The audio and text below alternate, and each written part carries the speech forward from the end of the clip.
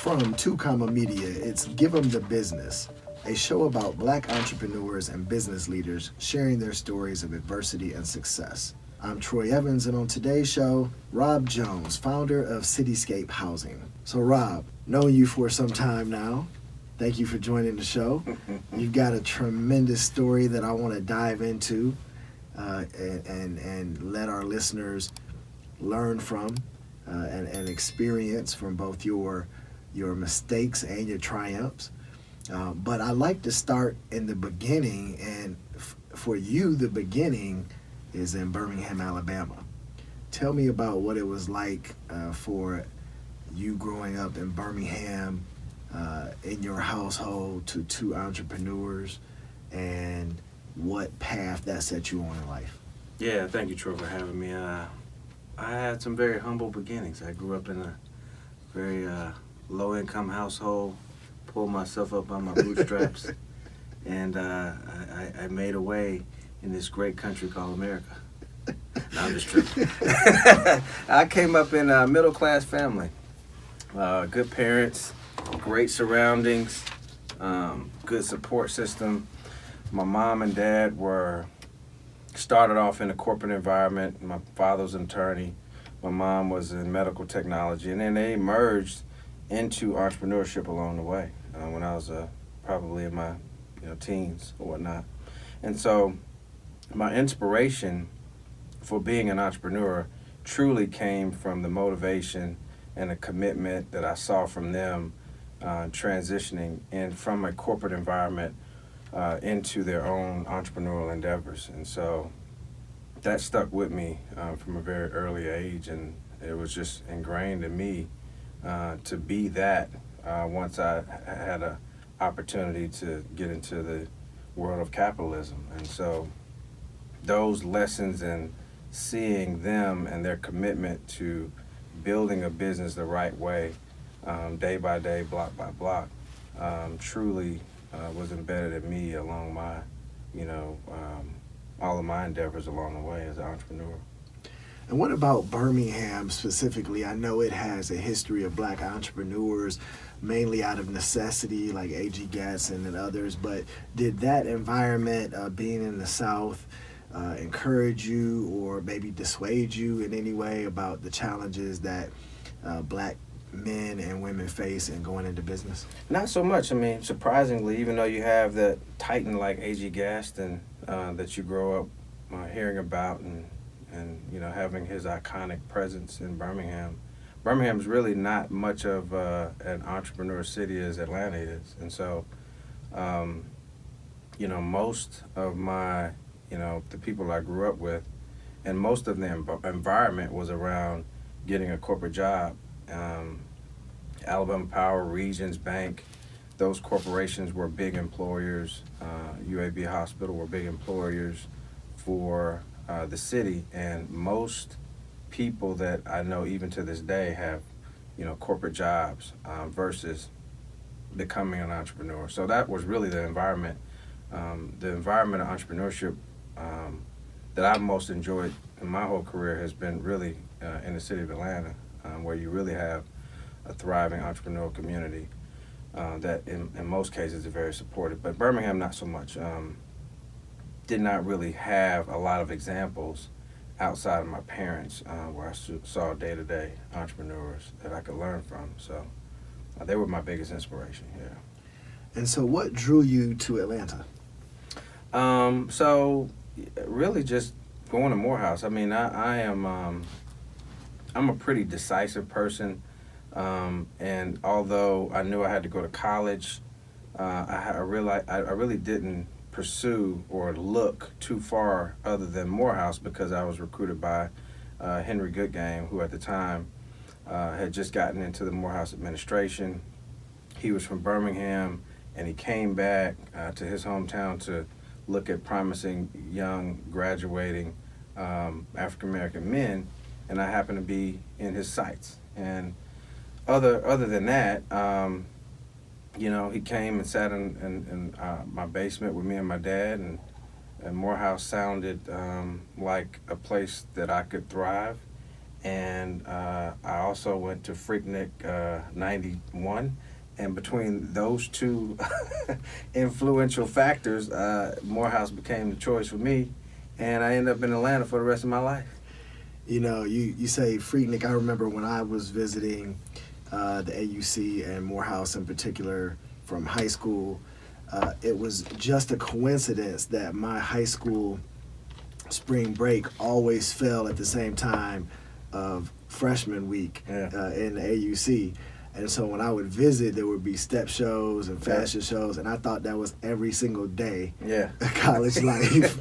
And I was like, I'm going to Morehouse. This is the life I want to live. Right. And then School Days came out, and that's Exactly. to this day is my favorite movie. And so, I mean, so Morehouse caught me, and then the city of Atlanta caught me, and I just never left.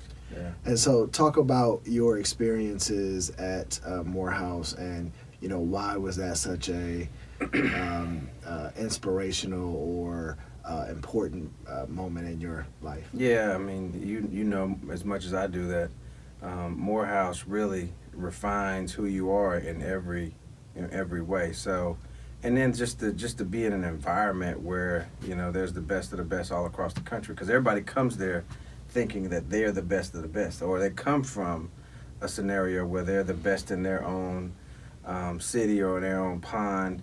And then to be, you know, in an environment where everybody either is the best or they think they're the best. And sometimes they may not be the best, but the fact that there's a level of confidence amongst everyone who shows up really gets you in a position to compete beyond Morehouse. And so, you know, the environment, even when I think back on it, you know, I tell people all the time, I just, you know, they think I'm argumentative, but I call it debating. And our environment on campus was a daily debate. So I don't know where other people, you know, if they came up on the block in Brooklyn and they were ciphering and rapping, when you come outside of class, you see a bunch of different ciphers. Some of them may be, you know, talking about hip hop, but others may be talking about political issues. Others may be talking about social issues, but it was always a debate. And so those healthy debates and just the overall intellect and environment and the strength that Morehouse builds inside of you, it really does prepare you for the world. And that's probably one of the best decisions I've ever made. And when you talk about that debate, I get the same thing sometimes. But, you know, I've always looked at it as it's your job to convince me that you actually believe what you're saying. Yep. And if you don't, I'm gonna win that conversation, win, and we're yeah. gonna go in the direction that I want to go in. And you're always looking to win. Right. Yeah. Right. And so, you know, really, you were in a time of the pinnacle and demise of Freaknik. So, you know, we'll say 2.5, 3 Freakniks later, you leave Morehouse. Yeah. You majored in business. I majored in political science Political at science. Yeah, at Okay. Morehouse, yeah. I majored in political science, and came out of Morehouse in '96, and I immediately I remember packing my bags and packing everything up. Moved back to Birmingham for 1 year to start a business when I was 22. Graduated from Morehouse in May of '96. Started my first business when I was 22, called Greek Gear. And so that was my first entrepreneurial endeavor, and that was immediately after I graduated from college. And, you know, fortunate enough for me, in my opinion, never had to work a corporate job. And Greek Gear, what was Greek Gear all about, and why did you think there was a demand for it? So I started Greek Gear with a friend from Birmingham who was a fellow frat brother of Kappa Alpha Psi, and he was really a great artistic designer. And so we came to understand that there was a gap in the marketplace where there was no brand of apparel associated with Greek, African American, or Caucasian Greek apparel. And so what we saw in the marketplace was just you know, kind of this fragmented marketplace where Individual proprietors would, design and sell kind of, in my opinion, cheesy Greek apparel that never evolved. And so we saw an opportunity to create an entire line of Greek apparel and attach a name brand to it, much like at the time we felt like a Tommy Hilfiger or a Polo of Greek apparel, and then expand the line of Greek apparel so that more mature Greeks who had already graduated from college or in a professional environment, we could create apparel that was more suited for their day-to-day wear. And so we would have a line of suit jackets or ties or robes or whatever it was we could go beyond the typical t-shirts and hoodies that were in the marketplace. And then the designs that he came up with were of essence. It really captured the essence of Greek life that I think a lot of Greeks really took to. And so we went on a road show and we got all much of our apparel in bookstores and HBCUs, and we even went and pitched to a department store in Birmingham called Parisians, which is now Belk in Atlanta, bought out Parisians. And we actually convinced them to house house our product in a section of their store, and developing a whole line that people could come in and purchase from a retail perspective. So that was proof of concept to us. Unfortunately, when they start asking us about seasonal purchases and seasonal inventory, we kind of looked at each other and said, how are we supposed to do that? I mean, so we were severely undercapitalized, and there was no way we were going to be able to capitalize inventory a year in advance or even make that commitment to a department store. And so, but for me, I mean, at 22, we, I carried my bills for a year, had a storefront, and got good exposure to the world of entrepreneurship. So, in my opinion, it's not necessarily the failures, or that I don't consider that to be a failure, but it's all of those experiences that you accumulate over time that help you become the entrepreneur that you are, and for me today. What led you to say, that this is not something I want to continue to pursue? Well, I mean, I think there were just these pressures, and my partner had at the time, I was 22, he was maybe 26, he had a wife and a child. And so when I'm 22, living in the basement of my parents' house, or in my old loft in my parents' house, he has a wife and a child. Even when you make money and you're trying to put money back into the business to grow it, at least I was, but he had a different responsibility that I pretty much did not understand at the time. I couldn't have understood it because wife and child just wasn't nowhere near my sights. And so there'd be times where we have friction about, when money comes in, why are we taking, a distribution?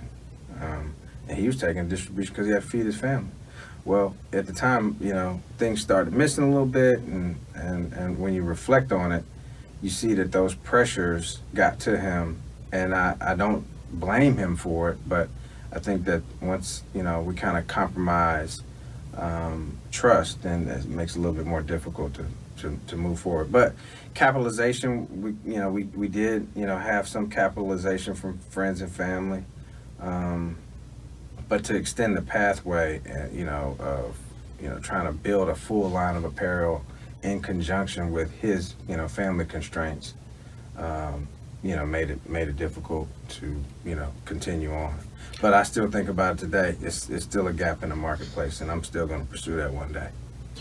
And so you go beyond Greek gear and you come back to Atlanta at that point in time and dive into network marketing for a brief moment. Well, actually, I came back to a good friend of mine named Troy Evans, who was in the middle of building a company called Onyx, who said, "Hey, man, if you coming back over to Atlanta, or do you want to come back over to Atlanta and join me in my entrepreneurial endeavor?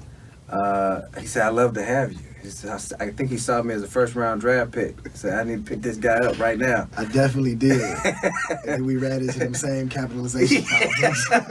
It was a repetitive theme in my life for about 15 years. But yeah, so I came back to Atlanta, joined you and Onyx, and then we went on our road show across the eastern seaboard from New York down to Florida, getting or slanging, I would say, black college swimsuit calendars. Then we both got into network marketing and kind of understood what that whole venture and business model was about. All of these things being eventually learning modules for, an entrepreneurial career. Yeah. Agreed. And so you graduate from Morehouse in '96. You've got a few different entrepreneurial endeavors that you undertake in the late '90s. And then what changes? What makes you go in a different direction? What changed, I think, I did a lot of stuff too. I mean, although I said I never worked a corporate job, but, I think it's important for people to know as an entrepreneur, you're willing and ready to do anything that it takes to stay afloat. So I literally washed cars. I had a friend who had a mobile car washing service, and I joined him, washed cars. I valeted cars. I did whatever it took to stay afloat. And then I determined that I wanted to complement, all of my practical, real experience in entrepreneurship. I wanted to complement that with, a theoretical side and an educational side. So I went to business school and got my MBA from '99 to 2001. At Clark Atlanta University. At Clark Atlanta University, yeah. And how did that change your life? Well, it changed my life in two ways. It gave me an understanding of, kind of empirical, understanding of, business. And so it really allowed me to, have a breath that I may not have had otherwise. So to understand the theory behind marketing and understand finance and understand business management and IT and all the things that a business is, composed of from an educational perspective gave me a whole another dimension to my career in entrepreneurship. So that's the first thing it changed. And then the second thing is where one of my most successful ventures came out of is being in business school with another classmate who was embarking upon a career in real estate. And asked me to join him and another gentleman who would eventually become my business partners in real estate development company. And so you're in grad school, you're learning the theoretical side to join the hard life lessons you've been learning in entrepreneurship. And then through networking, which tends to happen in business school, you were introduced to two other individuals who are getting ready to launch a real estate business, and you say, I want to be a part of that. Yeah, well, I mean, they to a certain degree invited me to be a part of it, and then I began to explore it, and then as soon as I graduated, joined them after, I graduated in May, and I think July 15th, I was working every day on this real estate development company. And what company is that? That company was called JLW Homes and Communities. And now I remember, so I went to grad school a year after you, and so I know a lot of these individuals too. And I remember at that time in the economy, it felt almost like houses were being handed out like candy. Yeah. And this unbelievable boom in building and the ability to acquire a house was taking place. And talk to me a little bit about what's going on at that point in time, how that's leading to your success and the company's success, and where the company is going. Well, yeah, at the time George Bush was in office, we had a Republican who was in favor of deregulation, And so both in favor of deregulation and who was also a proponent of home ownership. So there was this vast kind of overtures and policy that really fueled and encouraged home ownership, which then led to the mortgage industry allowing for dead people to get a mortgage and beyond. So yeah, so if you're talking about fueling home ownership, then yeah, I mean at the time it could not have gotten any more robust than that.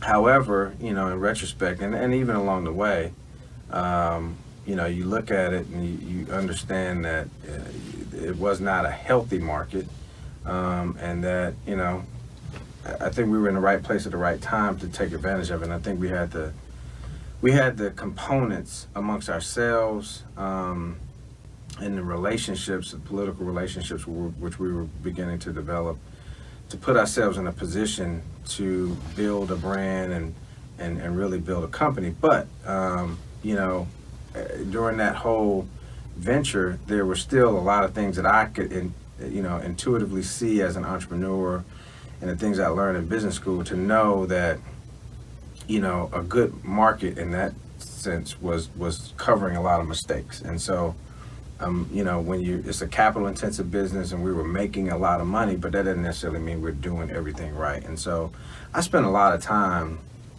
even knowing that the company was not fully functioning the way it needed to be. I spent a lot of time studying publicly traded companies, home building companies, and Fortune 500 companies that were in Atlanta, and spending a lot of time understanding processes and policy making inside of companies, and just the culture, understanding what a good culture would be for in our case a development home building company.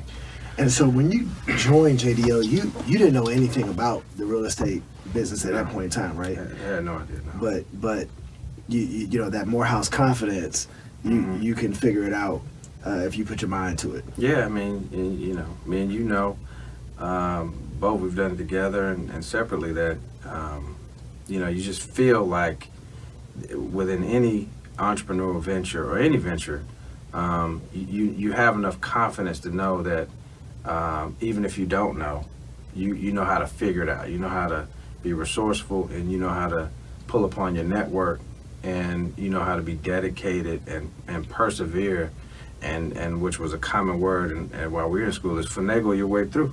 Right. I mean, you just not that it's a derogatory term. It's just a term that has always been referred to as a finagle, and just meaning that you're going to figure this out one way or another, regardless of what you know about it or not. Well, CAU's model was find a way to make one. Yeah. And so you put your mind to, you think that there's a real estate opportunity, the environment is right, these partners are right for you to go into business with. Mm-hmm. You set your mind to learning the real estate business. What's going on for you personally in your life? What is, what are you thinking about in terms of relationships, or are you still single at this point in time? Yeah, still single. I think I had met my first wife shortly thereafter graduating from business school, and then I got involved in politics quite a bit. And she was working for Caesar Mitchell, and I was involved in his campaign early on when he became council member for the first time. And so, I'm still young, but I'm making money and enjoying myself. But in the back of my mind, you grow up with, two parents who are dedicated to each other, married, and that's the template. And so, I when I look back, I felt like I started looking for a wife. She shows up, and it seemed like this is what I should be doing. I should be married. I should be trying to have some kids at 27 and settle down. And that's actually what happened. I got married but didn't have any kids. But, when you look back on, being that youthful, which I recommend people don't get married until they hit their 30s, because you just don't know, you don't have a true sense of who you are yet to be able to choose a spouse. And so So yeah, I get married, and so I'm married throughout the business all the way up at around 2007. Things go south in the marriage. Probably 2 years later, things go south in the partnership, and then a year later, things go south in the economy. So you're trying to start and cultivate a strong business as well as start and cultivate a strong marriage at the same time. How do those two things compete against each other? Yeah, they compete against each other every day, and it's important for, as an entrepreneur, for you to have a spouse that understands the demands of entrepreneurship. So yeah, they compete, and so then if you have any trust issues, or you have this or you have that, then you really compromise what it could be, which is a loving and supportive relationship and marriage, into something that deteriorates very fast when you have to work late at night, or you have to take a call, or you have to do this, or you have to step outside, or you can't go on vacation, or you can't, whatever it may be. It begins to erode into your marriage, especially as a young husband who does not at that time not understand how you create a barrier around your family life, and try to separate it as much as you can, or dedicate time intentionally to your family as much as you can, without compromising the progression of your business. So going back to JLW, things are taking off in the early 2000s. When do you start to realize this might be the path that you're going to be on for the rest of your life, and you get the notion that this was a great decision? Early on, probably in the first couple of years, you start to see that this was a place in an industry that people who became titans or wealthy people would, in some shape, form, or fashion, have some sort of presence in the real estate industry. And then inevitably you start seeing the rewards of the hard work. And then, as an entrepreneur, money always changes your mind, or creates, an impression upon you as to, I'm doing something right. And so between that and, things starting to grow, and then we started to grow a brand, and then, it started to become really known in the industry, not just locally, but, we got national exposure as in Black Enterprise and other publications, and then, and all of that stuff starts to snowball, and the opportunities start coming more and more. And we just, started to organically grow, and then became to be more assertive and aggressive at our growth, and start to, really utilize the capital that was being thrown our way to start land banking and preparing for our pipeline of communities and houses to be built and developed, and so it was a really exciting time, and we made a lot of money and got a lot of notoriety up on it, but at the same time, it was still just a step. When you look back at it, it's still just a step in my overall path. And so how many houses at your peak were you all building? And you all were building primarily single-family houses and developments, correct? Yeah, we started off building block by block, one house at a time, and gradually, would be able to, buy more parcels, infill parcels. Then we bought land from the Bank of America Community Development Corporation, who had started developments and backed out of them. So we started buying all of their second and third phases for their developments that they left behind. And then next thing we know, we're buying our own land and developing our own land. So I guess at the height of it, we're probably a $40 million company and building about 100 houses per year. And then there were other ventures outside of the company that we all may have had, but that was the mainstay. Yeah. And so you're at your height, you're doing 40 million a year, 100 houses a year. And so between 2001 and 2008, about how many houses did you all build? Probably over 500 or 600 at least. because we had to gradually get to that point where we were building 100 per year, but at least 600 houses, I would say. I never really looked back to calculate them, but over 600, potentially closer towards 1,000 maybe. And what was your role specifically in the business? So predominantly, we all had more than one role, but predominantly my role was the entire operation, and then focused a lot on building a brand and marketing and sales. So I ran our internal sales team, I ran our brand development, and then inside of the operation, I basically became a hub of connectivity between finance and accounts payable and the construction department and sales and marketing. And so I kind of sat in the middle of the organization as a COO, but I also focused a lot on our sales and brand development.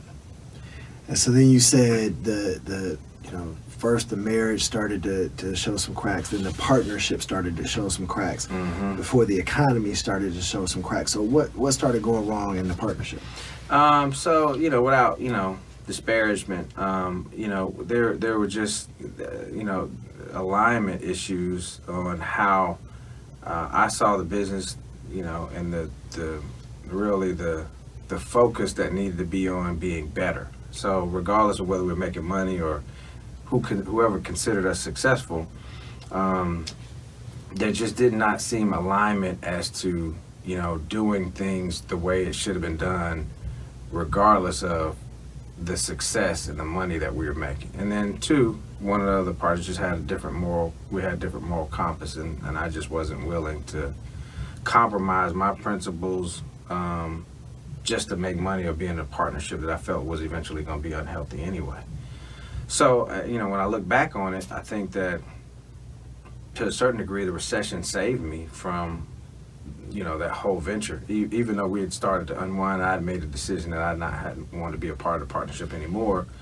The recession eventually was the nail in the coffin for all of us. And so I made a decision before that happened to say, I'm stepping away. I'll help unwind as much as I need to, and carry my share of dissolving this company. But I had already stepped out on my own before the economy really took the business down. And then, so there's a lot of dynamics that's going on in the company, and things not adding up, so to speak, financially. And there's some discoveries that were made, and just different direction and alignment just forced me to say, this is not where I want to be. Then the economy hits, then my divorce. So I had all these things, happening at the same time. I went through a business that had partnership dissolved, economy, bankruptcy, divorce, got remarried, had 2 kids, and then still had to be an entrepreneur, with bringing a new wife and 2 kids into my world. So you jumped ahead a lot. Okay. Skipped over a big part of it. So the economy implodes. Yep. Largely driven by the housing market first, and things that were going on on Wall Street. You had already made the decision to exit the business, but now, how are you feeling personally where all of these things are starting to fall apart? I don't know, man. It's just when I don't get overly, excited or overly,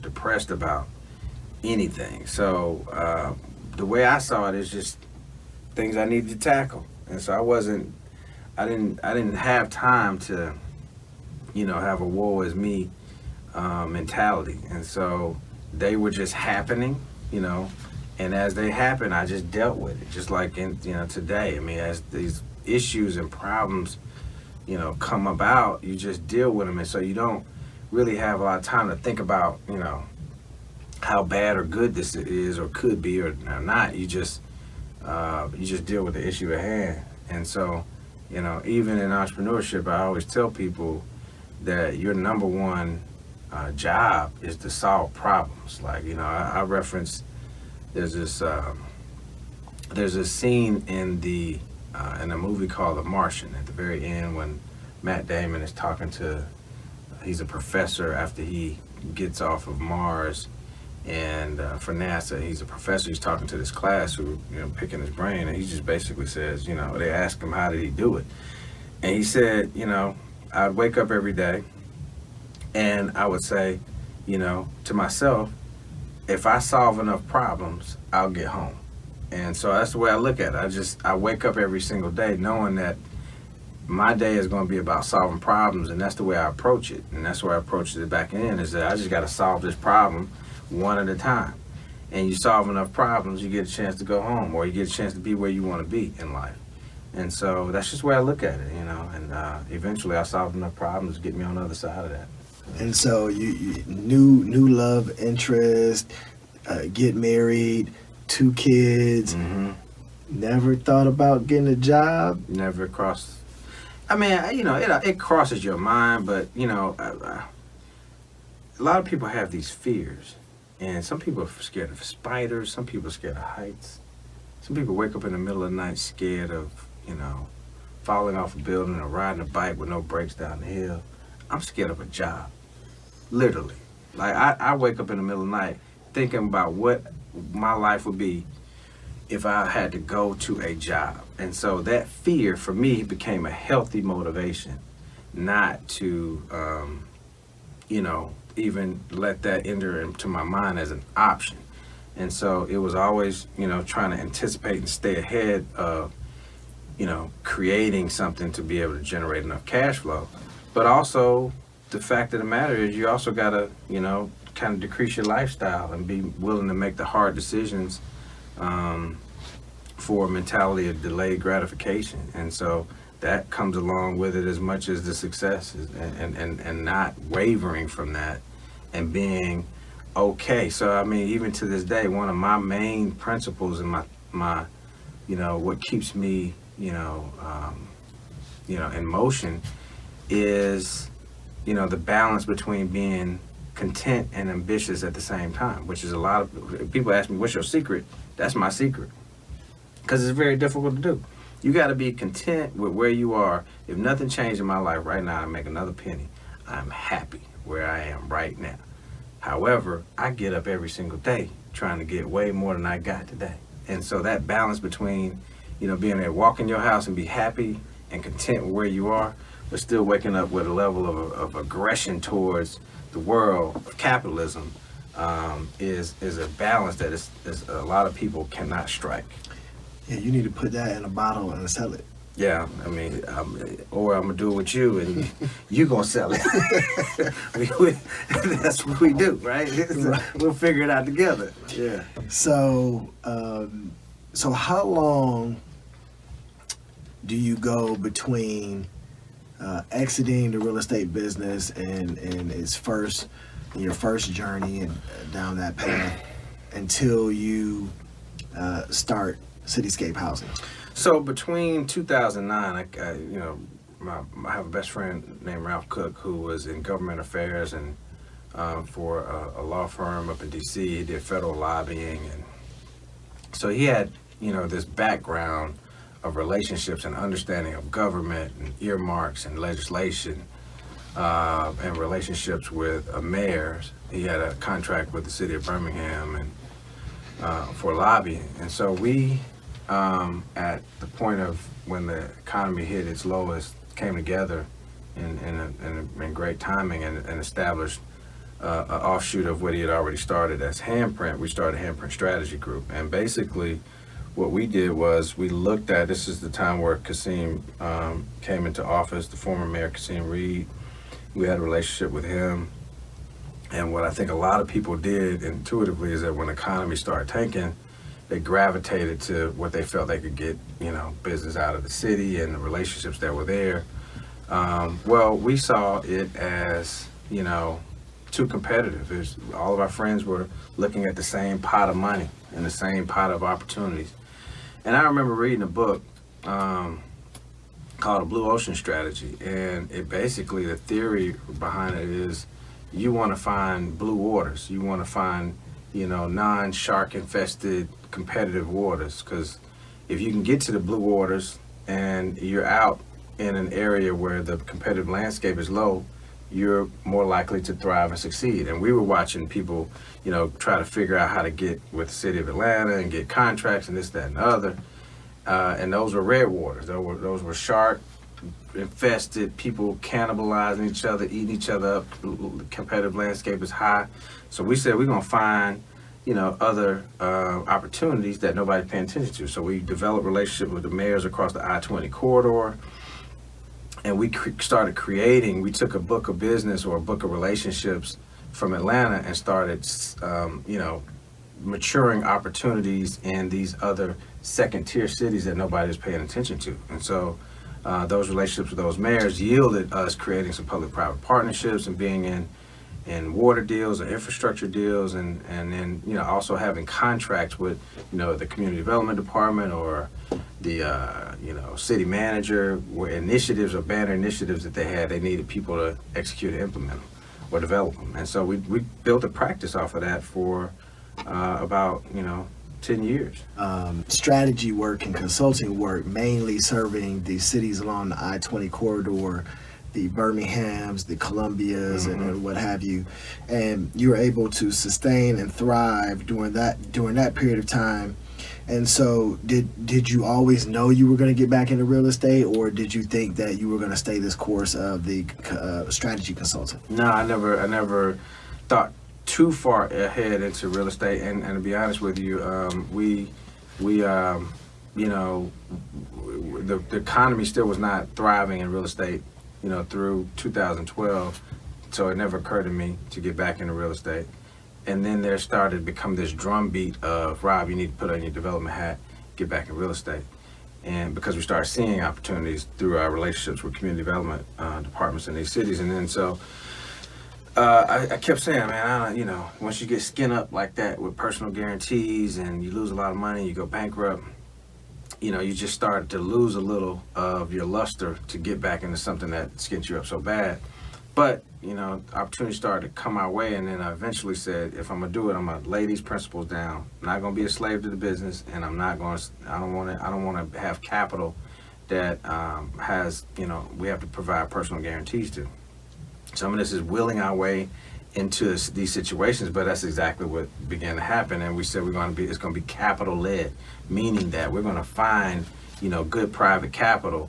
Because we know that the opportunities and the projects, we can go source those based on our relationships and our, kind of entrenchment into the marketplace of real estate. So we led with capital, and then we end up, finding these projects that to serve the capital needs that were being deployed. And so it was just being in the right time, and then just bringing forward everything I'd ever learned and every relationship I'd ever made, and treating people nicely and holding my word and developing a good reputation and being known to execute. It all just culminated into, finding one project. So I knew if I found one project, and I never wanted to just build one house. I wanted to always, get back into it with a project. I knew if I found one project that I could build a company around that one project and leverage that one project into the next, and that's exactly what started to happen in 2017. And so you said you led with capital. How hard have you found it as a black man to raise capital, and is it any more difficult than what you've seen your white counterparts do?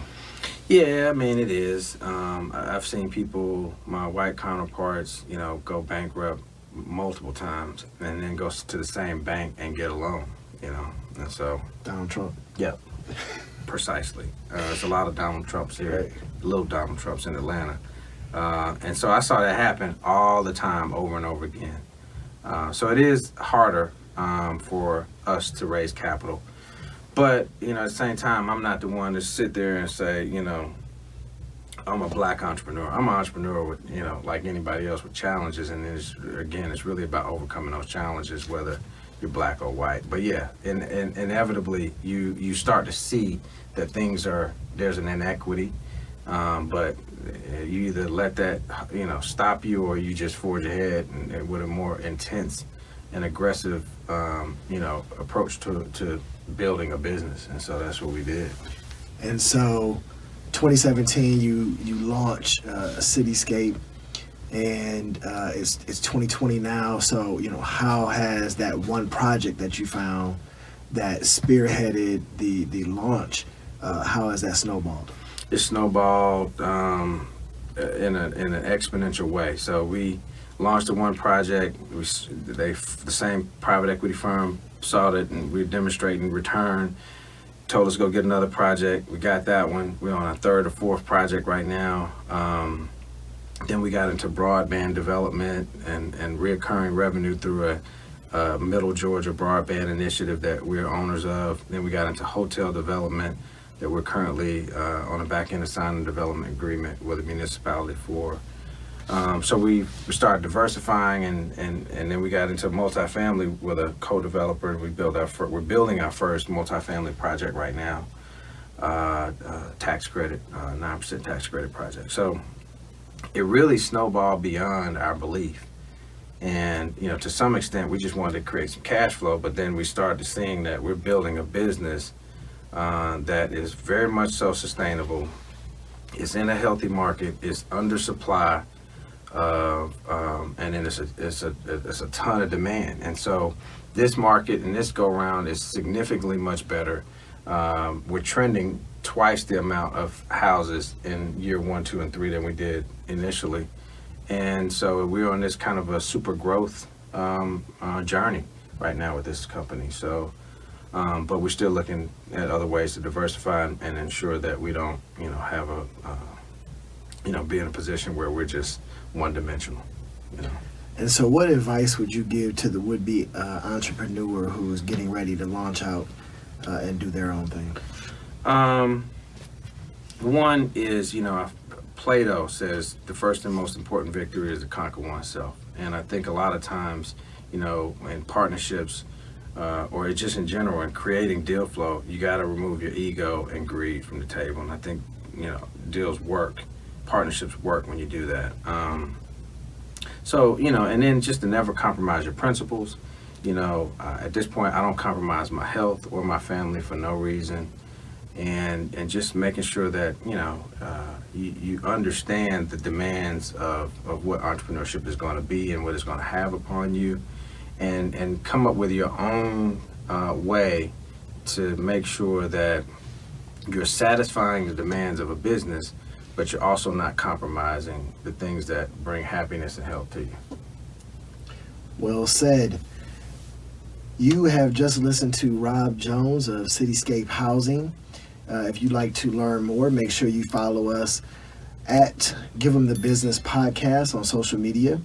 I'm Troy Evans, reminding you to Troy harder. And if you want to leave me a comment, I can be found on social media at I am Troy D. Evans. Thanks for listening to the show, and we'll see you next time.